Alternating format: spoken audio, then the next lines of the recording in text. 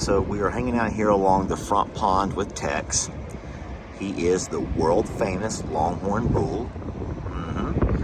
And he's out hanging out here along the pond, watching his family graze up along the front pasture, here along the highway. And he just wants you all to know that he's very happy. He loves the opportunity to spend time with his family here on this beautiful 50-acre ranch. And he just wants to say thank you. He's also asking me to please notice all of the flies on his head. And he would absolutely like me to bring some fly spray back when I come. And I said, sir, don't worry, I'll take care of that. I got you. I will say, though, that this is very alarming to have this many flies out the first week of March. This is unheard of. And so for all the folks who love to have these mild winters, that is the downfall to a mild winter. You don't have a chance to rid yourself of all the flies, mosquitoes, gnats, horse flies, wasps, and yeah, you name it, every flying insect. Tex also wants you to know not to be concerned about the alligator who's over in the water. He will keep a very close eye on all of his family members when they come in to get a drink of water.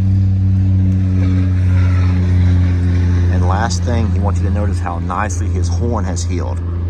Anyone that's been watching for a while knows he had a couple of horn issues, and now they've all been taken care of. He's living his best life, and he's so blessed. Now, my concern is that alligator who's just surfaced over there.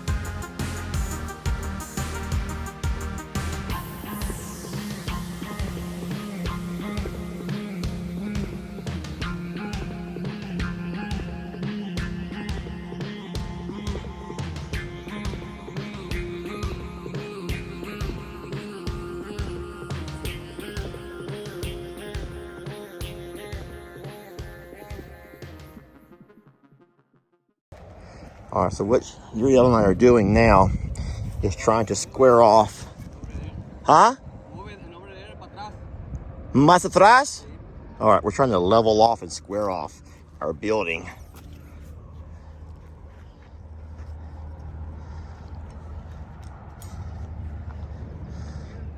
Right here? Okay.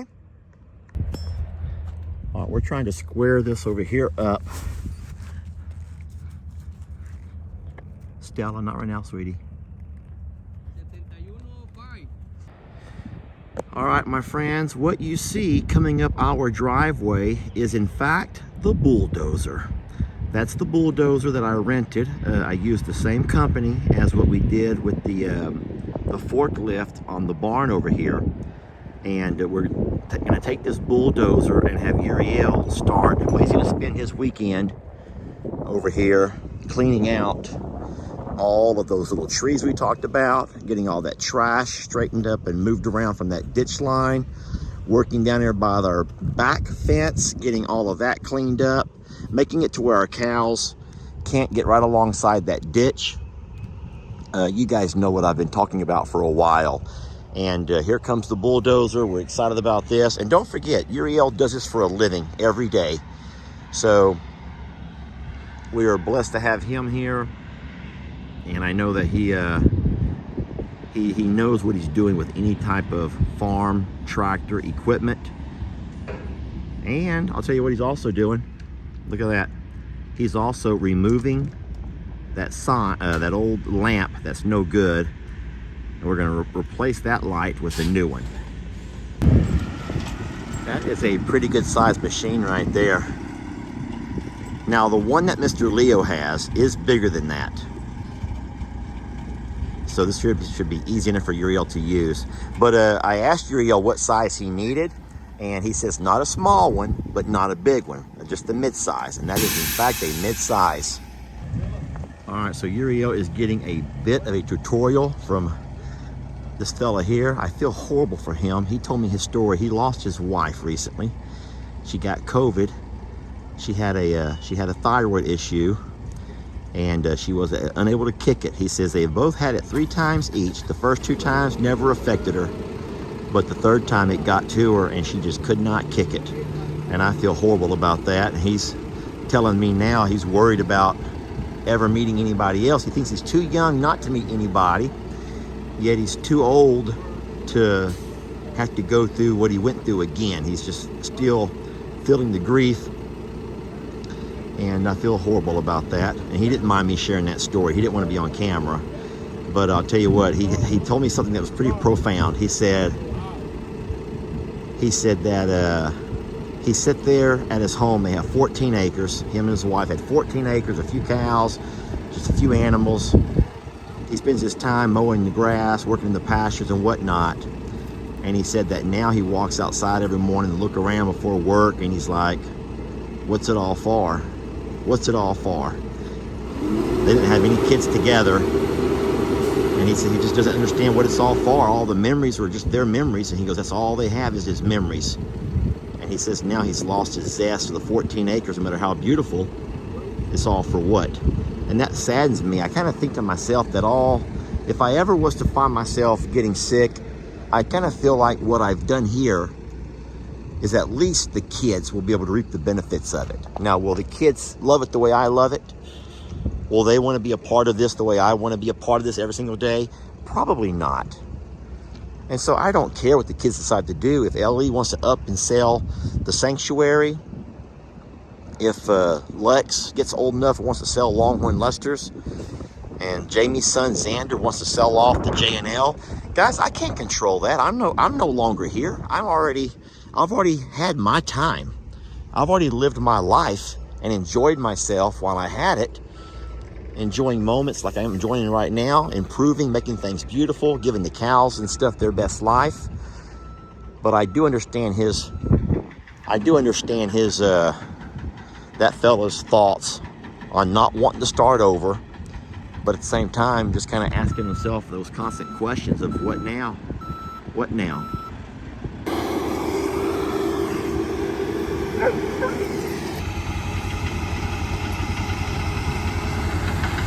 So this is going to be the location of the new barn. We are getting all of the ground leveled now. I want to quickly say that we don't like to talk about money on the page. Everyone knows that politics, sex, religion, and money are your tabooed subjects. But I will just say that Longhorn Lester's, I paid for that barn right there. And all of the work that went along with it, the tractor work, all of that. Longhorn Lester's also paid for the Bulldozer, and I'm paying for Uriel's services. But I will say that our supporters on the Facebook I'm a Survivor channel. Listen, I have a quick question for you, and I'm not going to be upset no matter how you decide or how you vote, because this is going to be a vote. I want to get that second barn built at the J&L. The exact same style, the exact same size, and that way we can have our barn, our shelter in the front and our shelter in the back for both groups of cows. And then we'll take the existing barn and I'll close it in and have that ready for our hay crop whenever we start getting our hay, which will be in the next couple of months. So all that's kind of timely. Reason I'm asking you all is because I would like to use the existing monies that we have in the nonprofit to do that. But I want to make sure that no one's going to have a problem with the way that we use that money.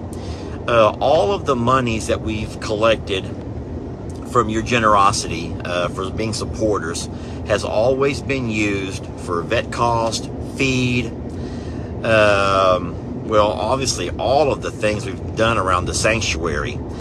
I did go by and do a personal message to the supporters yesterday asking would that be okay,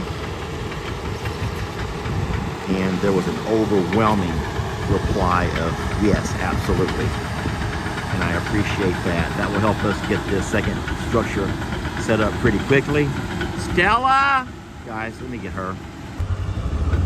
All right, let me drive over and show you what else we'll be doing with this bulldozer while we have it. We have a 2-day rental agreement, but I can extend to 3 days if I have to. I don't want to, but Uriel is off today, tomorrow, and Saturday, and so he does have 3 days to spend with me.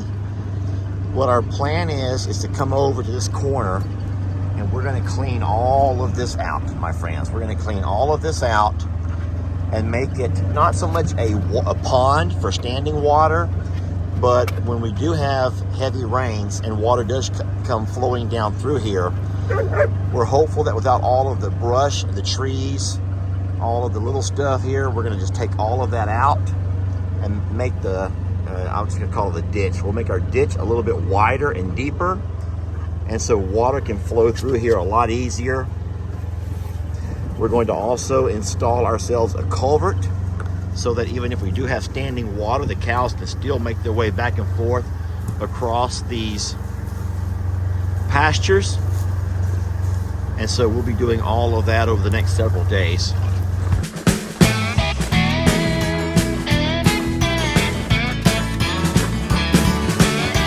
Don't let your troubles fester. Come watch Longhorn Lester. Yeah, something like that.